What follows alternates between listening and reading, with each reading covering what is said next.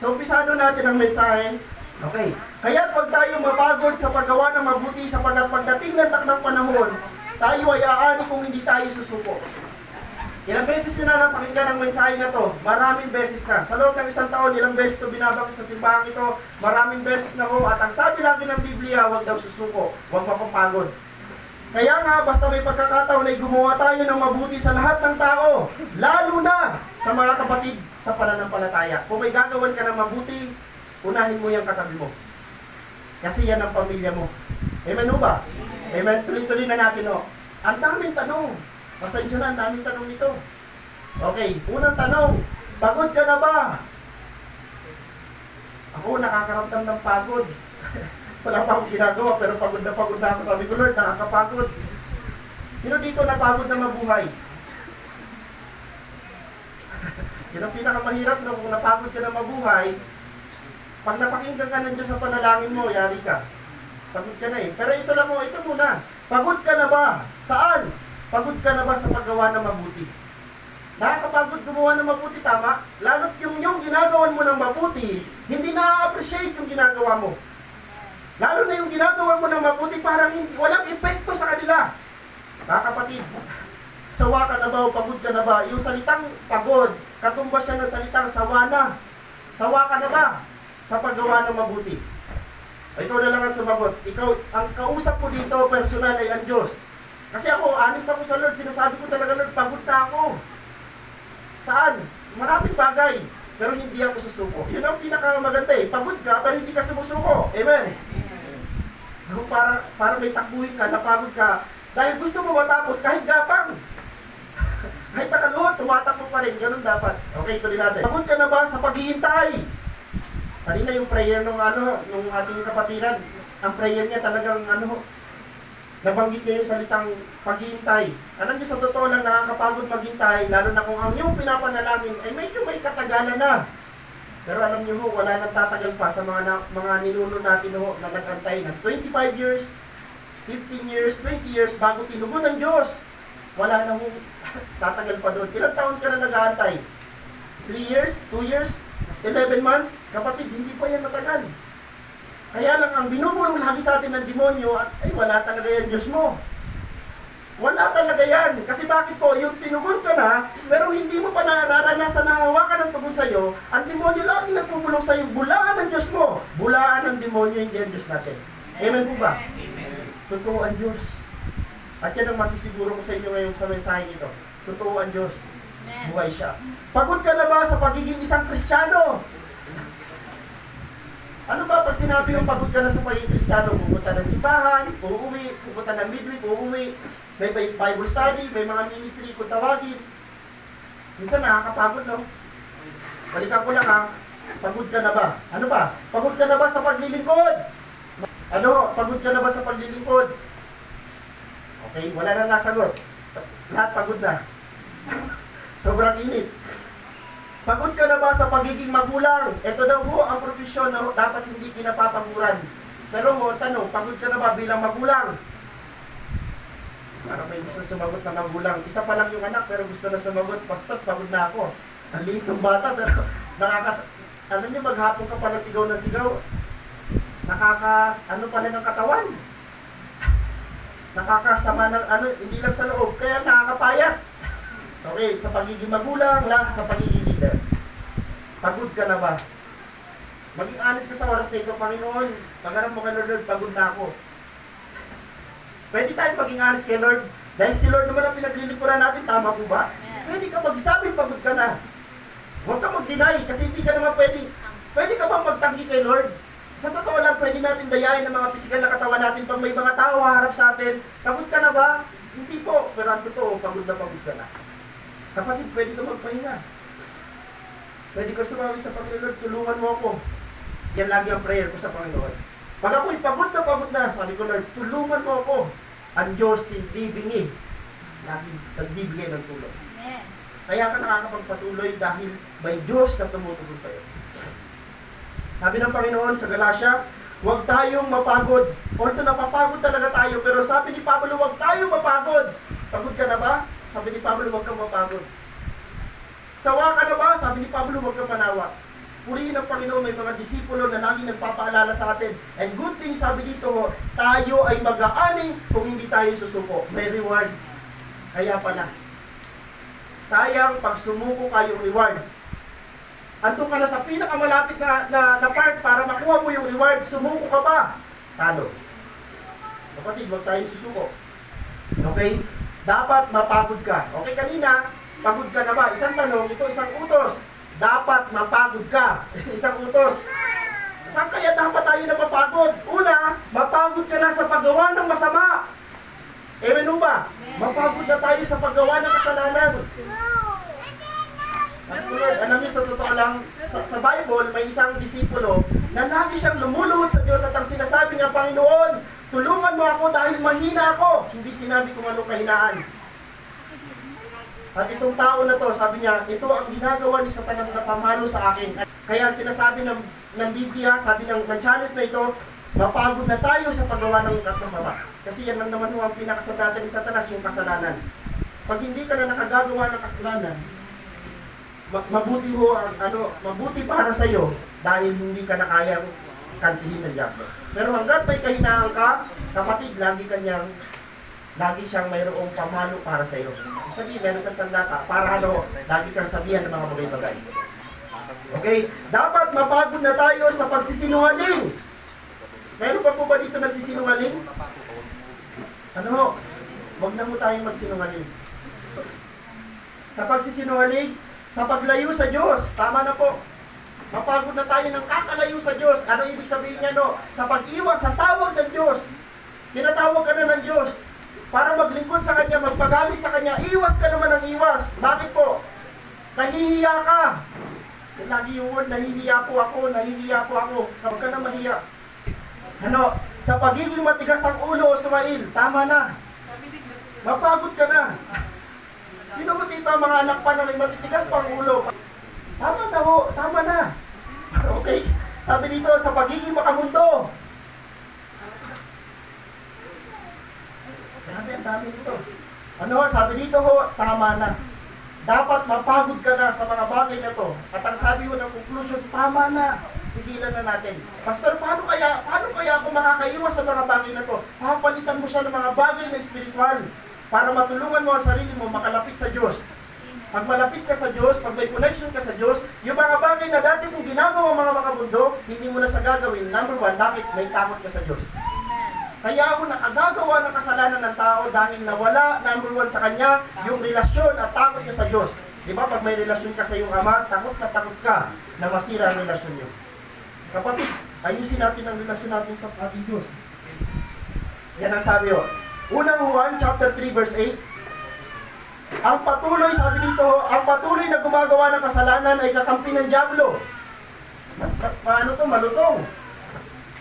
Nagpapatuloy na gumawa ng kasalanan ay kakampi ng diablo, sapagkat sa simula pa ay nagkakasala na ang diablo. Ito ang dahilan na nahayag ang anak ng Diyos upang wasakin ang mga gawa ng diablo.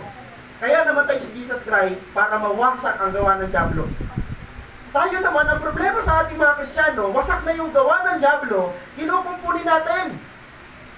Inaayos natin. Kapatid, winasak na ni Jesus yan. Huwag mo nang kumpuni, huwag mo nang ayusin. Para Para huwag ka na makapagpatuloy sa kasalanan. Ang bawat taong anak ng Diyos ay hindi nagpapatuloy sa paggawa ng kasalanan, sapagkat nananatili sa kanya ang binhi ng Diyos. Hindi niya kayang magpatuloy sa pagkakasala, sapagkat anak siya ng Diyos. Ramdamin mo lagi ito. Ako, hindi ko sinasabi, o si Pastor Roy, hindi na nagkakasala. Nagkakasala pa rin ako. Pero ang lakas ng hiya ko sa Diyos pag nakakagawa ko ng kasalanan. Kasi anak ako ng Diyos. Sinasabi ko sa Panginoon, Lord, anak mo ako. Ang problema, ang tatay mo banal. Tapos ikaw na anak ng Diyos, nagpapatuloy ka sa paggawa ng kasalanan. Di ba paghaharap ka sa iyong tatay, purihin ng Diyos, mayroong Jesus na laging bubungad sa Diyos Ama at ikaw yung nasa likod niya. Alam mo, kung wala si Jesus, hindi ka makakaharap sa Diyos. Sahiyan lang natin sa Diyos. Pero dahil ang dugo ni Jesus na bumubo sa ating kasalanan, yun ay unlimited, eternal. Ano ibig sabihin po nun? Ibig sabihin nun, kada haharap ka sa Diyos, kahit may kasalanan ka, ang nakikita ng Diyos, hindi ikaw, kundi si Jesus na tinanggap mo sa krus. Ganun no ang kabuti. ang tawag natin kay Jesus Christ, mediator. Siya yung tagapamagitan, tagapagitna.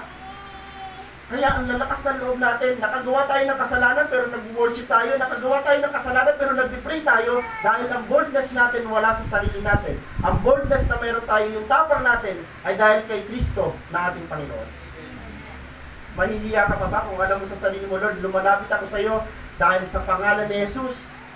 Hindi ka dapat nahihiya. Dapat alam mo yung authority mo kasi pag hindi mo alam ang authority mo, sasabihin lagi sa iyo ng kaaway, nagpipray ka, sinungaling ka naman. Nagpipray ka, mangungutong ka naman. Ang demonyo lagi ho, ganun ang sinasabi. Pero ho, ang dugo ni Jesus nagsasabi, pinatawad ka na. Wala ka ng kasalanan. Ikaw ay ligtas na. Yan ang lagi sinasabi ng pangalan ni Jesus sa buhay natin. Paalala, ayos lang mapagod, ayos lang manghina, ayos lang magpahinga. May problema po ba doon? Ayos lang. Bilang tao, ayos lang sa atin ho na mapagod, ayos lang sa atin manghina bilang tao. At ang tendency ho, pag pagod ka na, pag mahina ka na, ayos lang magpahinga. Ano ho ang hindi ayos? Pero hindi ayos ang tumalikod at lumayo at hindi na magpatuloy. Yun ang hindi ayos. Tama po ba? Pastor, pagod na ako. Lord, pagod na ako. Sabi ng Panginoon, ayos lang mapagod ka. Ayos lang manghina ka. Ayos lang magpahinga ka. Pero hindi ayos pag umalis ka. Hindi ayos pag tumalikod ka. Hindi ayos pag di ka na nagpatuloy. Kasi pag hindi ka na nagpatuloy, ano ang hindi ayos doon? Kukunin ka ng kaaway. Okay lang, balikan ko nga. Pag pagod ka na, pag nangihina ka na, pag mayroon kang, pag nararamdaman mo, gusto mo magpahinga, pause ka lang. Pause ka lang kapatid. Pero wag na wag kang ano sabi dito, tatalikod. It means so, lalayo sa Diyos. It means so, di na magpapatuloy. Ito ang mensahe ng Panginoon. 1 Corinto chapter 15 verse 58. Ayan o, ito ho ang mensahe ng Panginoon. Pinamagatan mo natin itong in the Lord, our labor is not in vain. Amen o. Ito ho ang mensahe na lagi ko nababanggit sa simbahan ito. Pero ho, isa lang ang bagay na nakakalimutan ko lagi. Pag nagmensahe ako ng verse na to, ang sinasabi ko lagi, our labor is not in vain. Mali pala yun. Ito ho ang tama. I mean, hindi ko sinasabing mali yun na message ko. It means sabi ko ho, kulang. Kasi ho, bakit? Pag sinabi mong our labor is not in vain, saan? Ito ho, kompleto. Specifically, may specific na sinabi. In the Lord. Sa Diyos, ang lahat ng gagawin mo, ang lahat ng pagpapagal at pagpapagod mo, ay walang sayang. Pwede ba tayo mag-amen dyan? Amen. Kapatid, pag hindi sa Diyos ang ginagawa mo, mapapagod ka dyan. Pag hindi sa Diyos ang ginagawa mo, lahat ng bagay, magtagumpay ka man dyan, umayos man ang lahat sa buhay mo, kapatid, sabi dyan, sa dulo, wala din yung saysay. Okay, ito ho mensahe ng Panginoon na, in the Lord, our labor is not in vain. Sa Diyos, ang lahat ng gagawin mong pagpapagal, walang sayang. Alam kaya ng Diyos sa oras na ito na mayroon kang business na iniwan? Alam kaya ng Panginoon na dami mong gagawin sa bahay mo pero iniwan mo para sa Diyos? Your labor is not in vain. Kasi para sa Diyos. Pastor, alam niyo sa totoo lang mo, meron talaga ako yung importanteng lakad. Pero inuna ko si Lord. Salamat sa Diyos dahil inuna mo siya. Huwag mo unahin ng simbahan, huwag mo unahin ng pastor, unahin mo si Lord.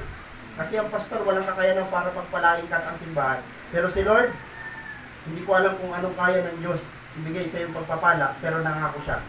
Mayroon. Tuloy natin. 1 Corinthians, basahin ko na lang po. Therefore, my beloved brothers, be steadfast, immovable, always abounding in the work of the Lord, knowing that in the Lord, your labor is not in vain. Yan ang mensahe natin. Basahin natin sa Tagalog. Okay. Kaya nga, mga minamahal kong kapatid, magpakatatag kayo at huwag matinag, maging masipag kayo palagi sa paglilingkod sa Panginoon. Dahil alam ninyong hindi masasayang ang inyong pagpapagal para sa Kanya. Hindi daw masasayang ang pagpapagal para sa Diyos. Para sa Kanya, para sa Panginoon, ang sinasabi. Okay. Tanong. Bakit ka dumadalo sa gawain? Post muna tayo dito ng konti. Konti lang. Isipin mo muna sa oras na ito, sa kinauupuan mo, ang tanong, bakit ka dumadalo sa gawain? Isipin nyo, hindi ko hulaan ng mga sagot nyo, pero sa totoo lang ho, sana magpanag po yung ating pakay. Bakit ka dumadalo sa simbahan? Diyo, nagsagot na kayo? Okay. Ang problema sa tanong na to, pag sinagot, eto ho ang problema, tinatanong din. Ang sagot niya, ganito rin ho, tanong, ano napapala ko dyan? Tanong din. Di ba dapat pag tinanong mo, sasagutin ang problema, ang sagot niya, tanong din. Ano napapala ko dyan? Hala ka. Ang problema sa nagtanong, siya na tuloy ang sasagot. May nakausap ka na ganyan, in-invite mo sa gawain, punta ka sa gawain, ano napapala ko dyan? Ano napapala ko dyan? Alam niyo bang mali yun? O teka, balikan natin. Bakit ka dumadalo sa gawain? Ito yung ating senaryo. Ano ang napapala ko dyan? Nasabi ko, wala naman akong napapala o nangyayari sa buhay ko pag nadalo ako dyan.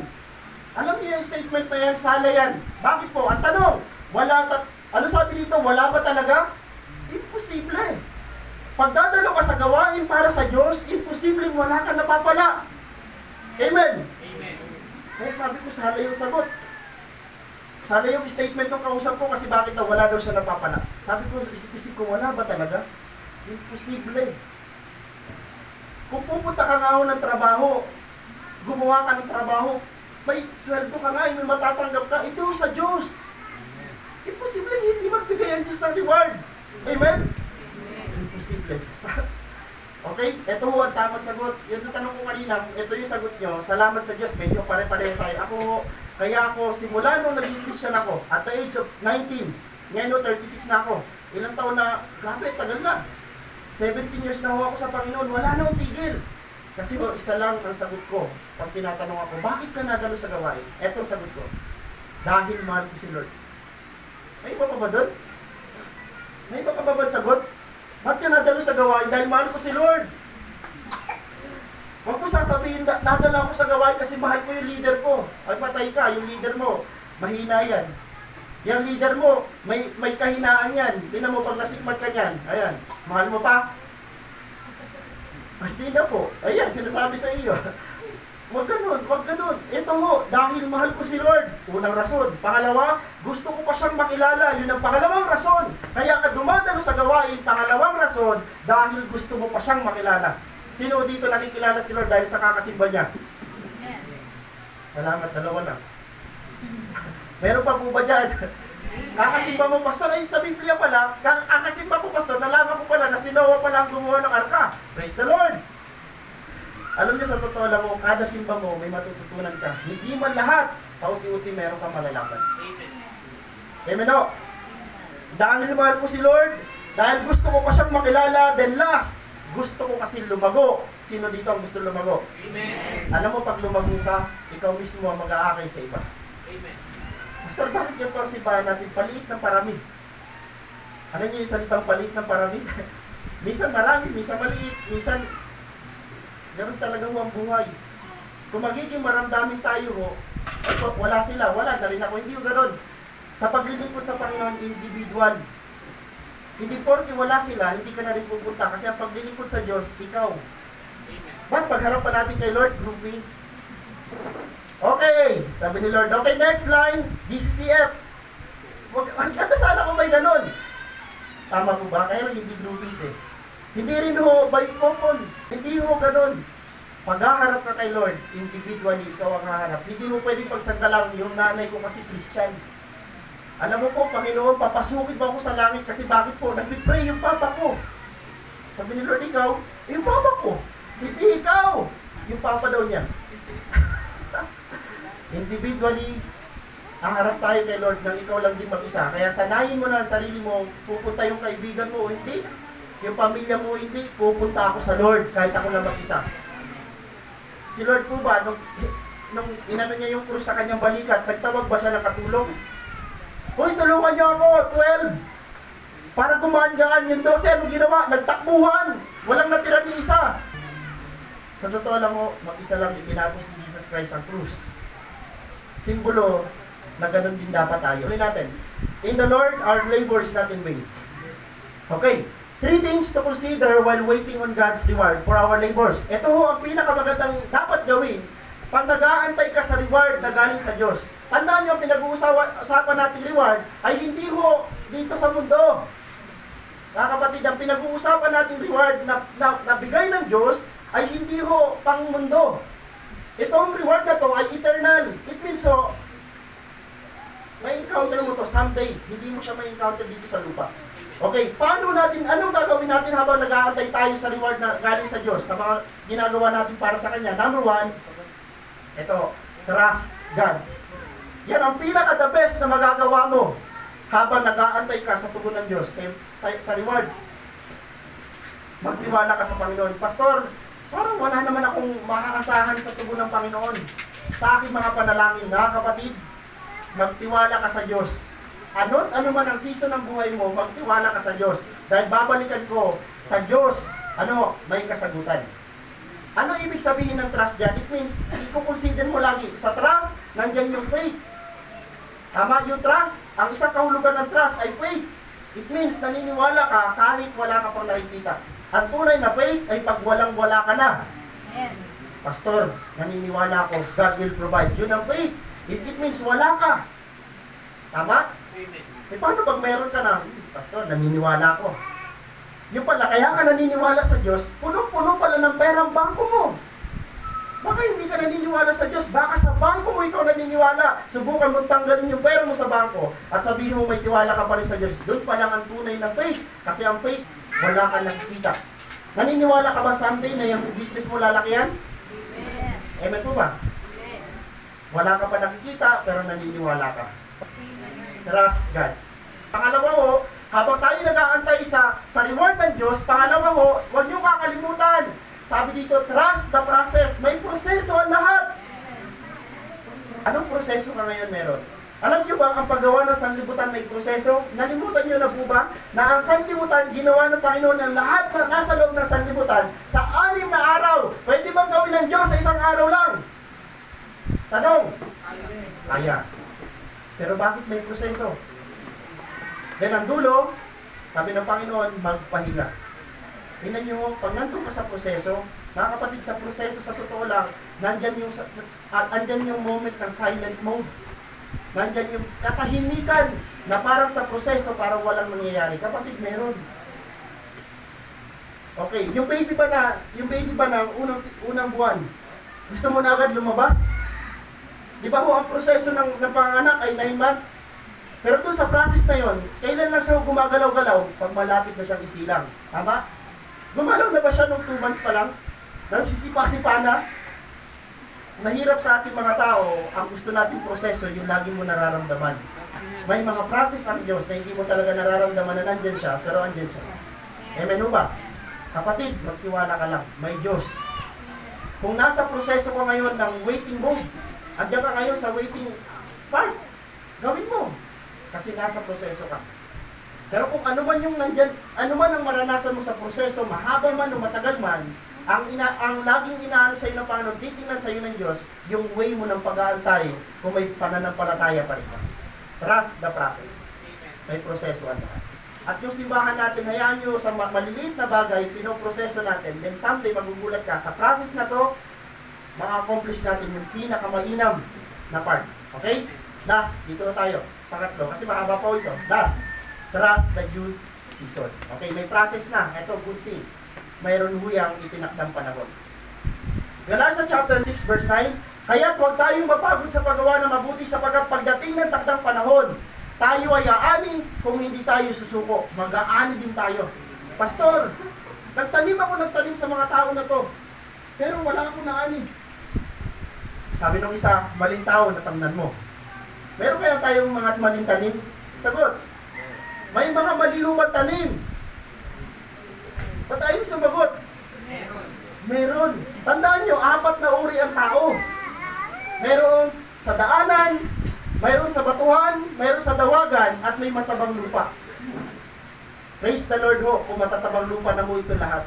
It means, mag-aani na tayo. Amen ho ba? Ang sarap sa pakiramdam kapag umaani ka na. Kaya lang, may due time. Okay, bibilisan ko na. Mga 5 minutes na lang. Tandaan, In the world, our labor is vain. Okay, ito ho ang kasalungat ng ating mensahe. In the world, our labor is vain. Sa sanlibutan ho, lahat ng gagawin mo, magtagumpay ka man, babalikan ko ho, sayang yan. Paano natin nalaman? Okay, kaya nga mga kapatid, kung may ginagawa ka para sa sanlibutan, i-twist mo yan. Lord, para to sa ginagawa ko to sa sanlibutan, pero Lord, para to sa'yo. Alam niyo, maganda doon, may eternal value yun. Kasi bakit? Sa sanlibutan mo ginagawa, pero para sa Diyos, it means may eternal value. Kasi, hinahantog mo sa Diyos eh. Okay, ganito ang sabi. Ito ha, sayang to ha. Lucas chapter 9:25, ano nga ang mapapala ng tao? Makamtan man niya ang buong daigdig. Oh, ano yung hinahangad mo? Pastor, gusto ko magkaroon ng malaking bahay. Magandang bahay, magandang sasakyan. Okay, maganda yan. Wala namang masama. Kaya na, kung yan lang ang pursuit mo sa buhay, lugi ka. Kasi, hindi mo yan madadala sa walang hanggang buhay. Amen. Okay? Kung mapapahamak naman at mawawala ang kanyang buhay, sabi ng Panginoon, ano mapapala ng tao? Makamtan man yan lahat ng bagay. Kaya ka ho nagtatrabaho, kaya ka may business, kaya ka ho nagsisigap sa mundong ito para lang mo makasurvive. Huwag kang magtambak ng yaman dito. Anin mo yung mayaman ka, pero ni isa wala ka natulungan. Anin mo yung mayaman ka, pero naghihikaos yung kapitbahay mo. Alam nyo, ingat tayo sa mga tao ho na tinutulungan natin at tinatanggihan natin.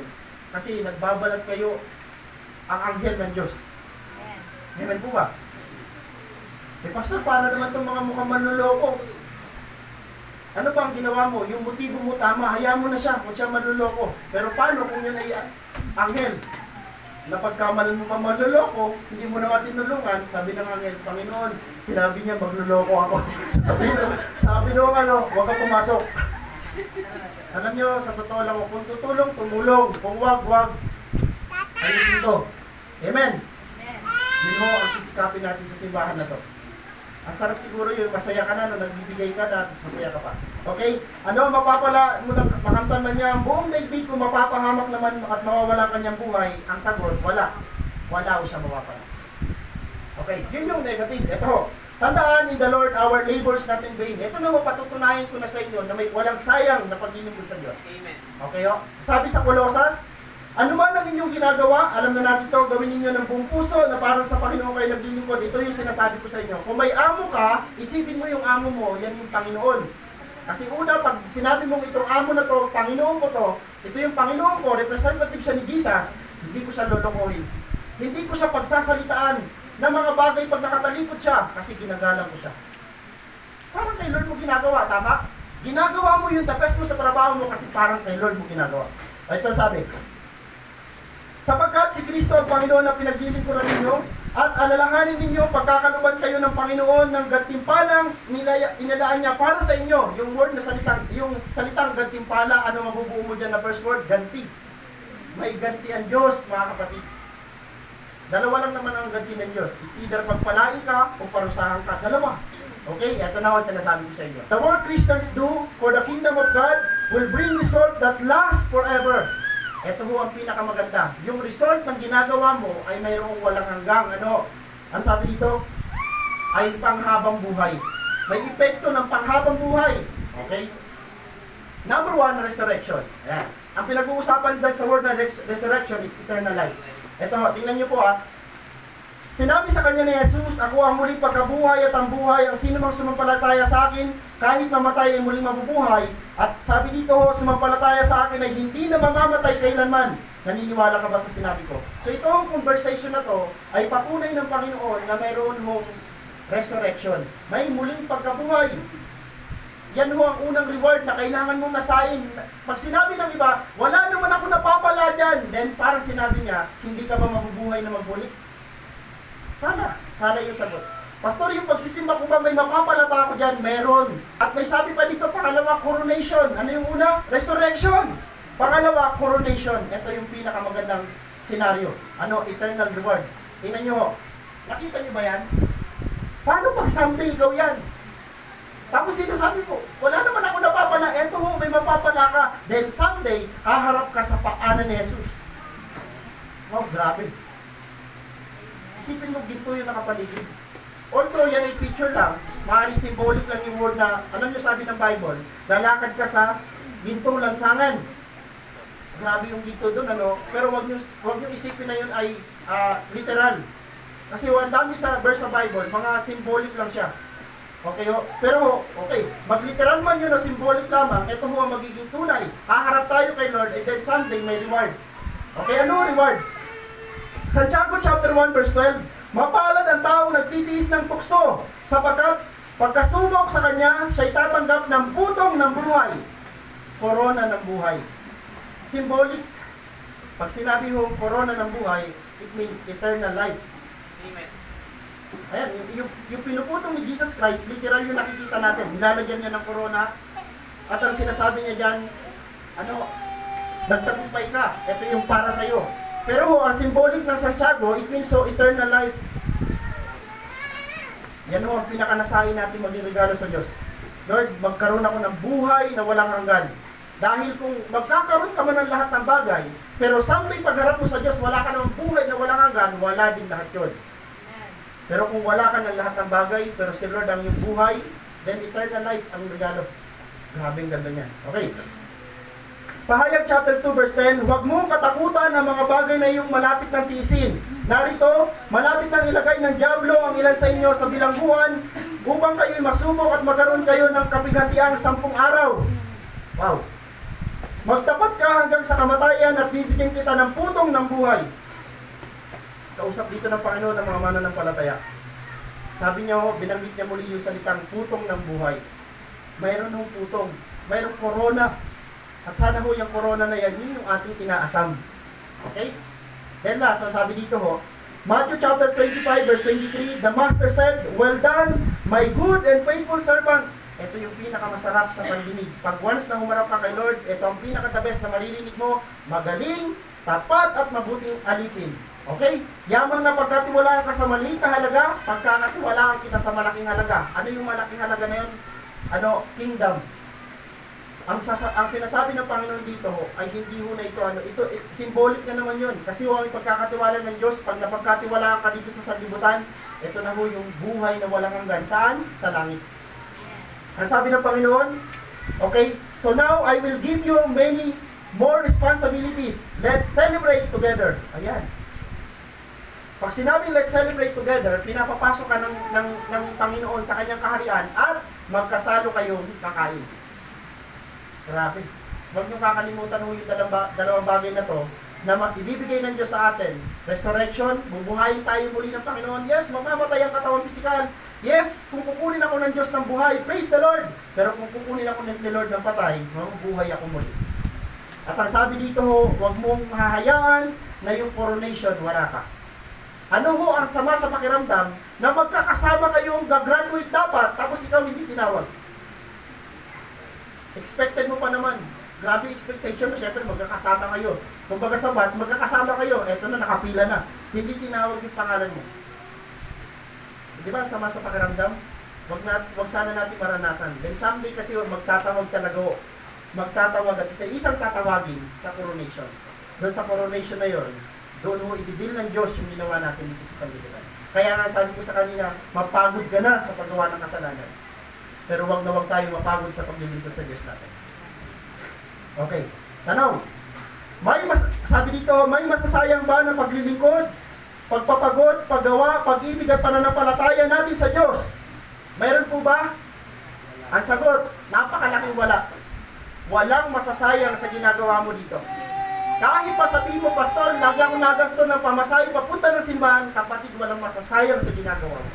Kahit pa nagbibigay ka ng oras, ng lakas papunta sa simbahan ito, kapatid, walang nasasayang na sakripisyo para sa Panginoon. Wala. Kasi lahat ng ginagawa mo, sabi ng Biblia, meron yan bunga. Amen o? Ayan. Yung sinabi kanina, hindi yan masasayang. Okay, hamon. Ito tayo magtatapos. Huwag kang manawa sa paggawa ng mabuti. Katulad ng sinabi kanina, huwag tayong manawa sa paggawa ng mabuti. Kung napapagod ka man, sabi ni Pablo, huwag kang mapagod sa paggawa ng mabuti. Huwag kang titigil sa paglilingkod sa Panginoon. Tigilan mo na lahat ng bagay, pero huwag kang titigil sa paglilingkod sa Panginoon. Pastor, kahit dalawa na lang ba audience? Hanggat si Lord ang pinaka-audience mo, huwag kang titigil. Ako, someday, kung naman sana dumating, kahit isa na lang audience ko, wala ho, tutuloy ko pa rin. Hindi naman kasi sa audience eh. Sino ba talaga ang audience natin? Alam niyo sa totoo lang, ang pinaka-the best daw handugan ng talent, sino ho? Yung nagbigay. Tama? Pag nag-worship ka, kami ho dito, train na kami. Mga praise and worship lead, mga team, train na ho kami. May dumating kung wala, tutuloy kami ng pagsamba. Bakit po? Ang audience namin, kanina pa nandito. Sino ho? Si Lord. Basahin niyo ang lyrics ng kanta. Ano ba ang kanta? Para mo ba sa mga tao? Hindi ho, para sa Diyos. Kaya ho, ang kinakantahan natin, dalawa o isa pa lang, si Lord nandiyan na. Kaya kanina pa ang audience. Diba yung kanta na, para sa iyo, daman-dama yun ng Diyos kasi para sa Kanya. Hindi naman tayo kumakanta ng worldly pag nag-worship. Huwag lang mamali yung praise and worship leader. Pero yung audience natin si Lord. Kaya mamaya, kakanta na naman tayo. Ano pakiramdam nun na ang audience mo, yung nagbigay sa'yo ng talento katabi mo, at kang sabi sa'yo, alam mo, galing mo. Okay? Last. Tayo mag-pray. Tapusin mo ang iyong nasimulan sa Panginoon hanggang kamtan mo ang gantimpalang inilaan niya para sa'yo. Tapusin mo. Nagsimula ka lang din naman, tapusin mo na. Amen po ba? Amen. Pastor, tatapusin ko na to.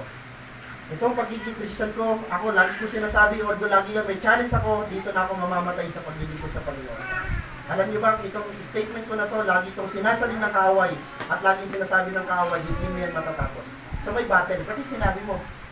Tandaan niyo po, pag nagsabi ka ng isang bagay, nagpangako mo sa Panginoon, sisirain niya ng dyablo para masira ka sa Diyos. Ano ang challenge ko? Ilaban lagi natin si Lord. Ilaban lagi natin yung pangako natin sa Panginoon. Mahirap na tawanan tayo ng dyablo at sabihin sa atin ng dyablo, sabi ko sa iyo, hindi ka magtatagumpay. Dapat si Satanas, lagi ho nasa ilalim ng paa natin, durog ang ulo. Amen o? Praise the Lord. Palapakan natin ng Panginoon.